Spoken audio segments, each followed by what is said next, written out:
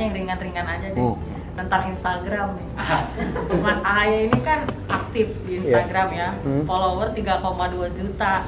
Dan interaksi komen-komennya juga aktif gitu ya. Itu interaksinya sendiri atau ada yang ngerjain gitu Mas Ahaye? Nah itu. Terus ada yang bilang katanya kan kalau tokoh politik kebanyakan main medsos itu nggak ada kerjanya katanya.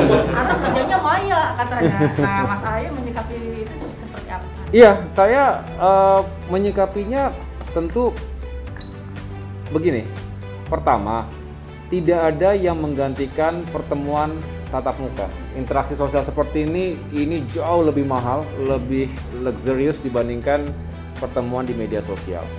Jadi apalagi di masa pandemi. Jadi mudah-mudahan saya sih berharap ya, dulu tuh saya hobinya Bu, itu benar-benar masuk ke tengah-tengah masyarakat. Jadi nggak ada jarak lah. Tapi tentu di masa pandemi ya kita harus ya lebih disiplin dan juga tidak mau kehadiran kita justru membuat masalah di daerah begitu.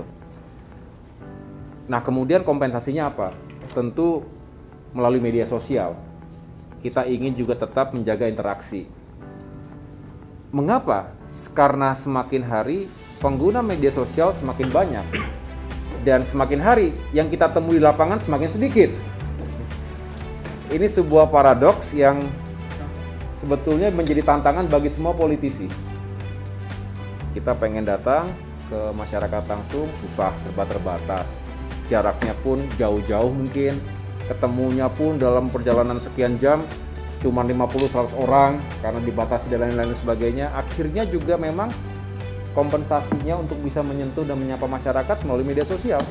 Platform yang zero cost, hampir tidak ada biayanya. Jadi bagi yang tidak menggunakan media sosial dengan baik, ya merugi sebetulnya. Tapi juga saya sering menyampaikan seloroh juga, yang penting apa yang kita tampilkan, kita posting di media sosial itu benar-benar yang kita lakukan, bukan sesuatu yang hanya kita citrakan saja. Jadi do what you say dan say what you do. Lakukan apa yang kamu sampaikan dan sampaikan apa yang kamu lakukan melalui media sosial tadi. Saya yang agak kurang suka itu kalau hanya untuk pencitraan, supaya dikenal sebagai orang yang pintar, terus postingnya apa, supaya dipersepsikan sebagai orang yang ramah, postingnya apa, padahal nggak gitu sebenarnya gitu ya. Jadi maksud saya lebih nyaman, kalau saya ini pribadi ya Mbak ya, saya lebih nyaman apa adanya. Banyak yang kritik saya misalnya, ya sudah saya dengarkan, tapi tidak ada yang lebih membuat diri saya nyaman selain menjadi diri sendiri. Kadang-kala kan, wah terlalu ini, kurang ini. Memang nggak ada habisnya. Dan kalau kita dengarkan satu persatu, kita jadi orang yang tidak punya kepribadian karakter. Nanti bingung sendiri kita. Tapi oke, kalau masukan itu baik, oke.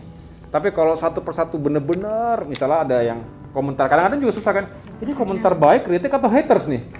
Kalau hanya hater kan celaka kita. Kita mendengarkan orang yang memang benci sama kita. Mau kita rubah pun, dia benci sama kita gitu. Jadi saya bilang oke lah, pokoknya itu kan harus lengkap. Nggak mungkin kita berharap semuanya senang sama kita.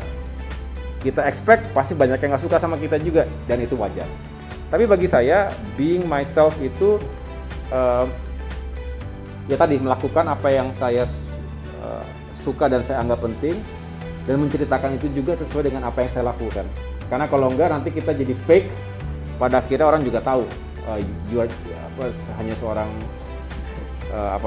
yang fake lah, yang tidak genuine begitu. Jadi saya menggunakan media sosial seperti itu Mbak, begitu.